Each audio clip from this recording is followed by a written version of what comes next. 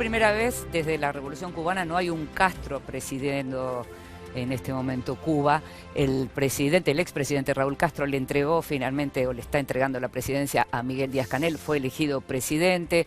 Veremos de qué se trata. Es la primera vez también que hay alguien a la cabeza de la isla que no estuvo entre aquellos que hicieron la revolución. Vamos a escuchar algunos testimonios de protagonistas y luego vamos a analizarlo con un invitado especial. Presidente, los votos obtenidos a favor del diputado Miguel Mario Díaz-Canel Bermúdez fueron 603, que representan...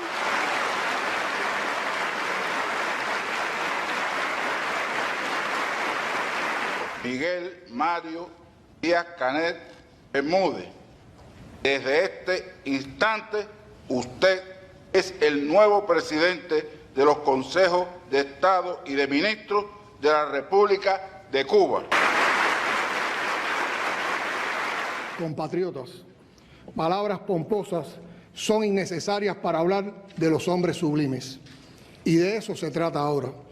Asumo la responsabilidad para la que se me ha elegido con la convicción de que todos los revolucionarios cubanos, desde la posición que ocupemos, desde la labor que realicemos, desde cualquier puesto de trabajo o trinchera de la patria socialista, seremos fieles al ejemplar legado del comandante en jefe Fidel Castro Ruz, líder histórico de nuestra revolución, y también al ejemplo, el valor y las enseñanzas del general de ejército Raúl Castro Ruz, líder actual del proceso revolucionario. Conociendo el sentir popular, le afirmo a esta Asamblea, órgano supremo del poder del Estado, que el compañero general de ejército Raúl Castro Ruz, como primer secretario del Partido Comunista de Cuba, encabezará las decisiones de mayor trascendencia para el presente y el futuro de la nación.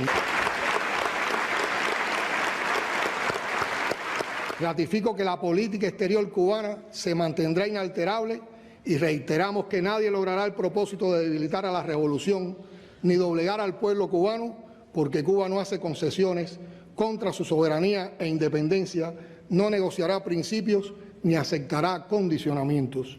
Jamás cederemos ante presión o amenaza. Los cambios que sean necesarios los seguirá decidiendo soberanamente el pueblo cubano. Patria o muerte, socialismo o muerte, venceremos. Reúne todas las cualidades para representarnos a nosotros como presidente y nuestros intereses sociales y políticos. Esa es mi opinión, una gran persona, igual que su familia, excelente persona. Eso es lo que puedo decirte de él, que tiene madera para dirigir lo que sea. Hablar de Miguel Díaz-Canel es hablar de una personalidad. Imagínense cómo ese hombre surgió de la nada. Ese hombre hizo mucho por aquí, por la provincia de Villa Clara. Una persona muy preocupada, revolucionario, respetado por el pueblo. Él estudió en la universidad, ingeniería eléctrica, un muchacho honesto, muy inteligente, muy capaz. Él fue como la juventud, el partido, y así fue ascendiendo. Yo estoy seguro de que sus principios siempre han sido muy firmes, de que su amor porque Cuba levante y podamos salir, porque hemos tenido y tenemos dificultades, eso lo sabemos, va a coger un periodo difícil también como presidente, lo sabemos, pero sabemos que su inteligencia y su voluntad de hacer, de tratar, de vencer, tiene la escuela que la ha asimilado muy bien del comandante en jefe de Fidel. Los principios de Fidel, los principios de Raúl, los defiende y por lo tanto los va a continuar. Sabemos que tiene que hacer grandes trabajos, grandes esfuerzos.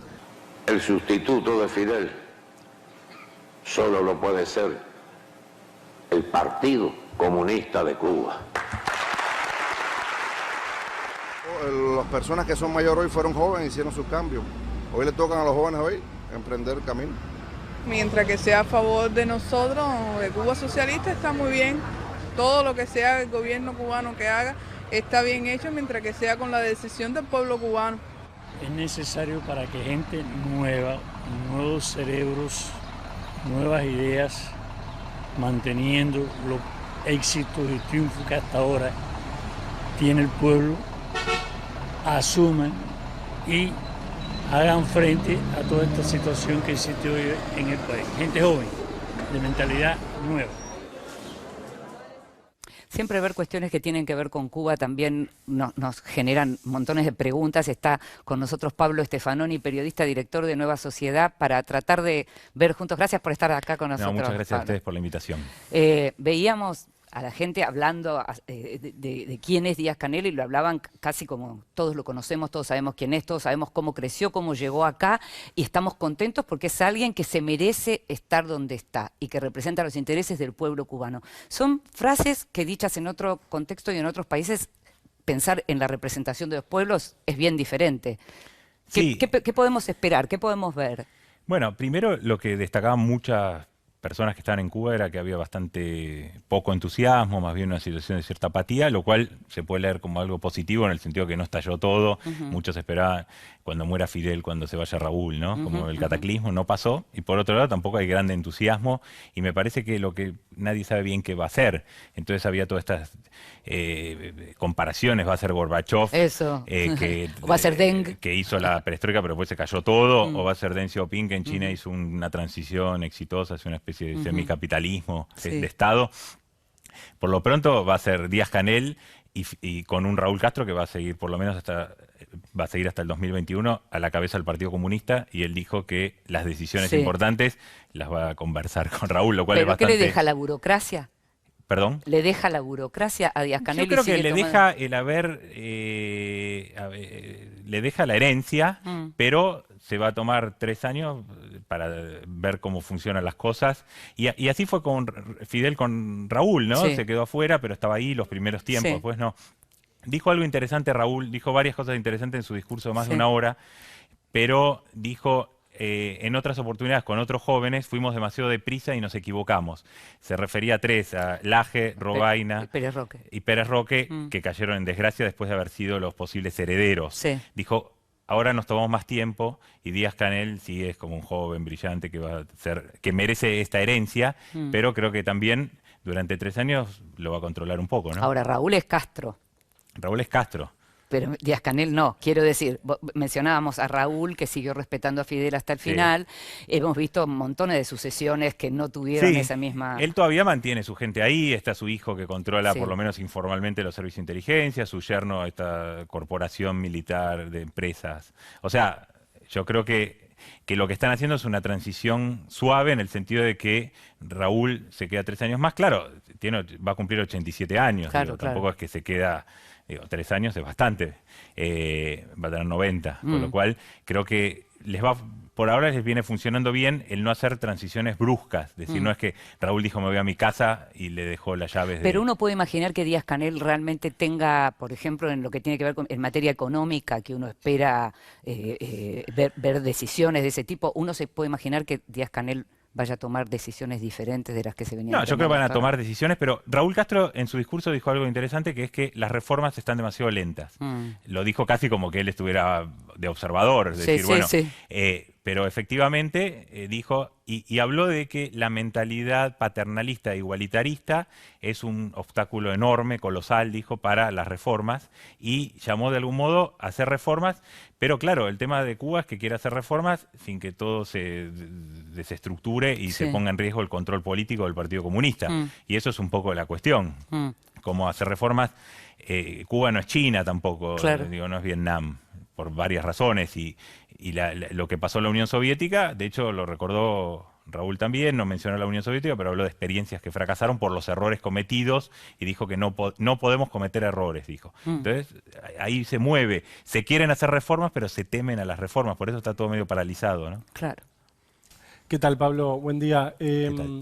Vos hiciste referencia a algo que me parece interesante, que es la idea esta de que la transición se produce efectivamente en un contexto de orden y de organización, pero que al mismo tiempo no hay una gran pasión por lo que está ocurriendo en Cuba. Digamos, mi pregunta es, vos que además estudiaste la Revolución Rusa, por el desencantamiento de las revoluciones, digamos, ¿no? Está claro que las revoluciones se pueden burocratizar, se pueden institucionalizar. México, de hecho, le puso ese nombre a su partido, digamos.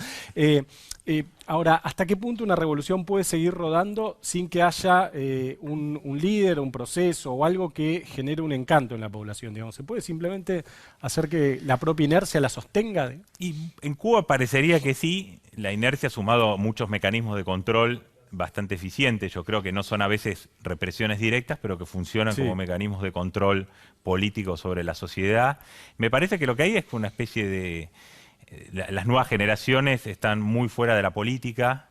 Hay fenómenos también de transformación. Que ayer estaba buscando cosas y aparecían youtubers cubanos que se reunían y había 150 youtubers en la plaza ahí reunidos. O sea, yo creo que están pasando muchas cosas en la sociedad pero que no hay mucha expectativa en las reformas porque todo esto viene siendo muy frenado, pero sigue avanzando, yo creo que por otro lado. O sea, hay más cuentapropistas, no tanto como muchos quisieran, pero más de los que había. Hay cambios en la juventud. Y me parece que lo que hay es una especie de deserción de la política de mucha gente que hace que las cosas sigan, pero con la expectativa de que algún modo pase algo. Alguna vez decía que en Cuba la gente espera, ¿no? Un poco, a ver, que en algún momento pase algo. Y claramente no, me parece que hay un encantamiento y me parece que a veces como un abuso llamar la revolución cubana a un régimen que tiene 60 años. Ya es claramente un régimen post-revolucionario que se institucionalizó como pudo, como quiso. ¿Qué tal, Pablo? Ayer en el discurso de Díaz-Canel, o esta semana, mejor dicho, no fue ayer, se destacan, digamos, el acento que pone en el tema del rol fundamental que va a seguir teniendo el Partido Comunista Cubano, con Raúl Castro al frente, lo que destacó de la gestión de la década de Raúl Castro Díaz-Canel, un poco poniéndose en el rol de continuador de esa etapa. Y otro aspecto que tiene que ver con, mirando acá para adelante, que lo mencionó por lo menos 2 o creo que 3 veces en su discurso, la actualización del modelo económico y social frente a los desafíos que tiene Cuba. Evidentemente, frente a la realidad económica mundial, es muy difícil que Cuba pueda quedar separado en el mismo lugar que está. ¿Hay alguna señal de hacia dónde, o esto que el propio, vos decías, Raúl Castro, un poco autocríticamente decía, van muy lentos los cambios? ¿Alguna señal hacia dónde va ese cambio, esa actualización, como ellos le llaman, al modelo? Bueno, yo creo que Raúl Castro dijo más claramente lo que pensaba, porque Díaz-Canel tenía que también mantener equilibrios con alas duras, ¿no? Él, a diferencia, como decías, de los Castro, no tiene ningún pasado heroico, con lo cual él es un hijo de la revolución, pero también del ascenso burocrático en el Partido Comunista, desde la juventud hasta un ministerio, de ahí a la vicepresidencia, de ahí a la presidencia, con lo cual yo creo que él depende mucho de la legitimidad que le sigue transfiriendo Raúl, y me parece que el que dijo más ayer, esta semana, las cosas como eran, era Raúl Castro, que habló de esas reformas lentas, pero tampoco dijo cómo acelerarlas, ni por dónde. Habló de gratuidades que habría que eliminar, subsidios generalizados, de esa mentalidad paternalista. Dijo, los cubanos somos buenos para pedir plata, pero malos para racionalizarla. Dio como mensajes de que había que cambiar, pero esos mensajes ya los dio Raúl antes también, y se avanzó hasta ahí. Me parece que hay demasiados equilibrios adentro del sistema político cubano que impiden avanzar más rápido. El partido, sectores de la burocracia estatal, e incluso para Raúl fue difícil, con lo cual no creo que sea fácil para Díaz-Canel, que tampoco es Raúl, ¿no? Buen día. ¿Vos creés que Díaz-Canel debe ir hacia la apertura política con la incorporación de más partidos? Yo no creo que esté en juego eso. Me parece que Cuba está viendo cómo evitar eso. En algún momento se hablaba del modelo vietnamita y cosas por el estilo, pero claro, esos países se industrializaron como países exportadores, fue distinto, digamos. No parece que hoy Cuba pueda ser un país asiático en el sentido de generar su milagro económico y demás. Yo creo que van a evitar eso porque todos los mensajes son apertura a la economía con limitaciones, porque todo lo que era las licencias de los cuentapropistas y todo eso se frenó bastante. Y por otro lado, creo que va a haber también que ver qué pasa con Estados Unidos. Exacto. Obama apostaba a acabar con el bloqueo, embargo y avanzar a una influencia económica.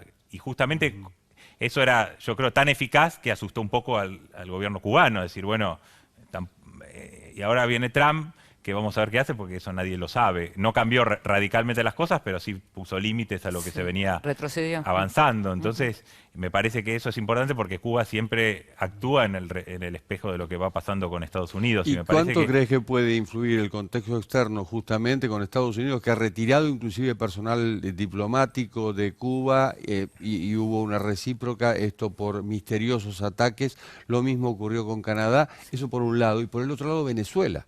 Sí. Venezuela, que ya no deja de ser la Venezuela de Hugo Chávez, que subsidiaba el petróleo. Sí, lo de Venezuela es bastante importante. ¿Qué pasa con Venezuela? En algún momento, de hecho, el gobierno cubano empezó a tratar de diversificar eso y hacer un plan B, acercamiento a Brasil. Ahora Brasil tampoco ayudaría mucho. Con Estados Unidos, la verdad que es muy difícil saber qué va a hacer Trump con eso. Antes de ayer, esta semana dijo nos estamos ocupando después de esto, ¿no?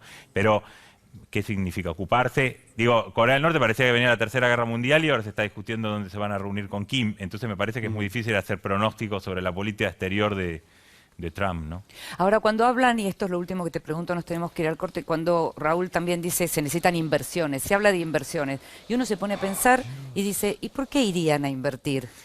Bueno, yo creo que tienen incentivos, por lo pronto hay seguridad jurídica en Cuba, no hay mayores problemas sindicales, de hecho Airbnb, hay varios que están yendo y creo que es un atractivo enorme, por ejemplo, la industria turística ni hablar, pero las empresas que están en Cuba tienen acuerdos previsibles y yo creo que el gobierno cubano en eso le da previsibilidad más que otros, porque hasta ahora creo que no hubo problemas con las inversiones y me parece que ahí habría un atractivo y ni hablar para lo que son los norteamericanos que están ahí nomás y por eso es que Obama cambió de posición y eso tuvo mucho apoyo en el mundo de los negocios.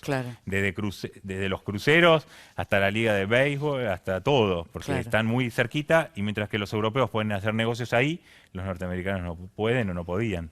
Gracias por estar con nosotros, Pablo. No, por favor, muchas gracias a ustedes. Nos estamos yendo a un nuevo corte y ya volvemos.